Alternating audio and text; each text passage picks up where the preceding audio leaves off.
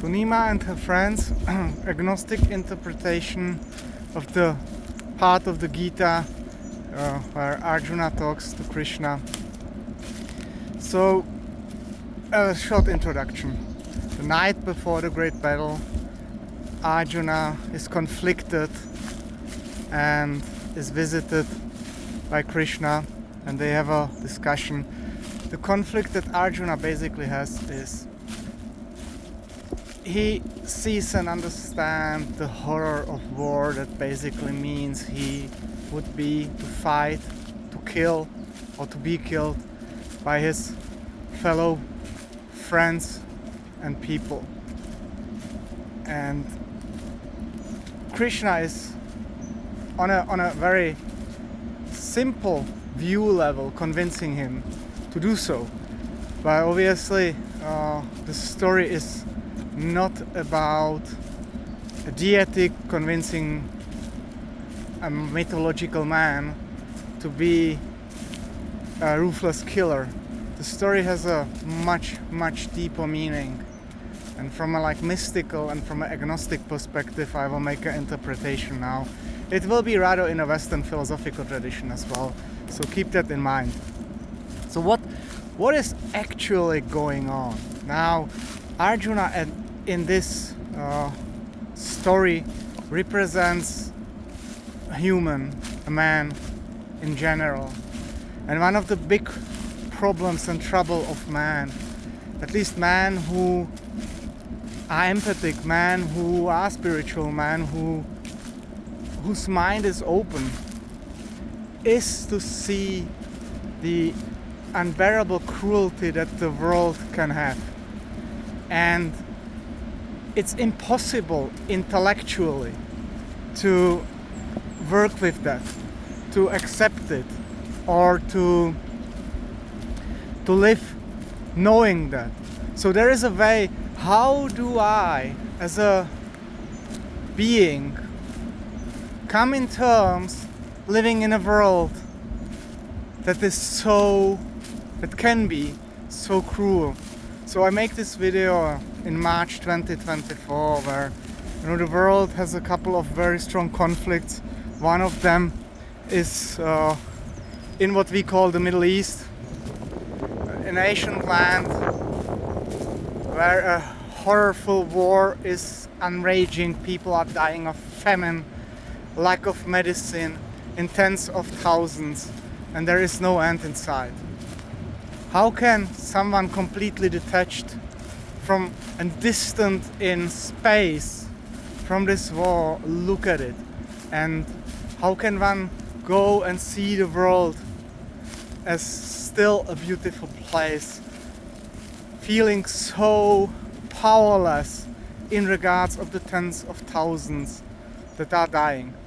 And this is a part of the story where Krishna makes Arjuna aware that being in this world, in this material space, has certain limitations, and one of them is that one is very often, in the grand scheme of things, absolutely powerless.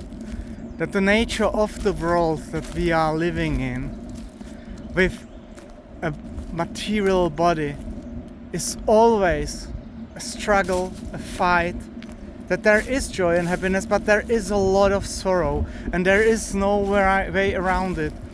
The human body needs to be nourished, needs to be developed, and nourishing it means that something somewhere had to die for it. Be it an animal that you eat as a meat, or even if you think, I'm not eating animals, I'm a vegetarian, vegan, just think about how much resources it takes just to produce a single item of food. One avocado, I'm told, takes 1,000 liters of water. You understand how many being animals, small or bigger, have to die just to get this 1,000 liters of water? There is no way around in this world that living in some form or sense is always connected to suffering, and there is no material escape. So that's what Krishna is making Arjuna painfully aware. You cannot run from it. You cannot hide from it, although he's not saying this explicitly. So then, if this world is so sorrowful, is it completely meaningless? Does it mean that this is just a nihilistic, sadistic space, or is there something beyond? And this key to the something beyond is what Krishna is actually presenting to Arjuna. And with presenting it to Arjuna, he's giving it to all humans. And here comes the mystical part that is absolutely universal and not just owned by Hinduism. It is the same for Buddhism, it is the same for Christianity, it is the same for Islam. And that's the unity of being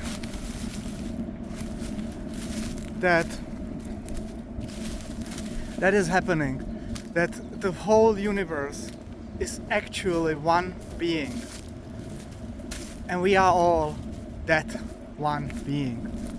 It's just lies, the realization, the perception of it just lies beyond our material thinking.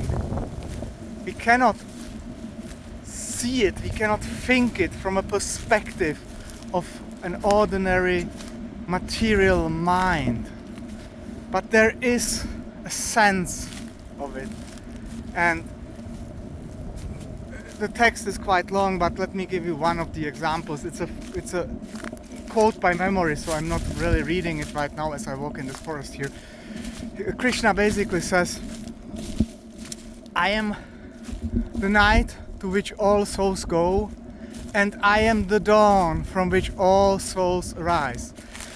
You know, there is this, I am the one side of the coin and I am the other side of the coin, so we cannot get fixated either on Krishna being the one, the night, or the one, the day. He is the one night and day. So basically, he is saying, I am the universe. You are the universe. We all are the universe. And there is nothing wrong, because whatever is happening in the material plane, in this material life, it's a flow. But it's a flow that is connected in the beyond to the one. So this is then the mystical part of it. Just understanding the limitations of the material self that cannot solve the problems of the world, that the world in its nature brings sorrow, but not to be broken by it, but to be in understanding that there is more than we see, there is more than we understand, and there is more to what we can go, to what we can look up, to what we can strive for.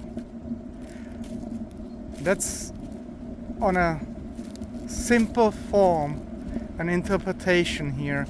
From a more philosophical point, to bring that in, it's about, in Western philosophy, in the existential part, Martin Heidegger as an existentialist, he basically put together a concept of being thrown into the world. So with being thrown, it's meant that we are being thrown into the mortality of the world.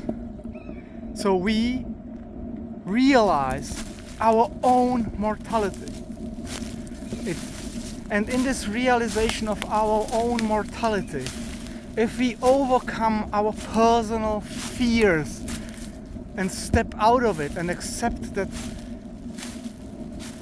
life in essence is deadly and that there is nothing personal about it, then this being thrown into the world it's natural.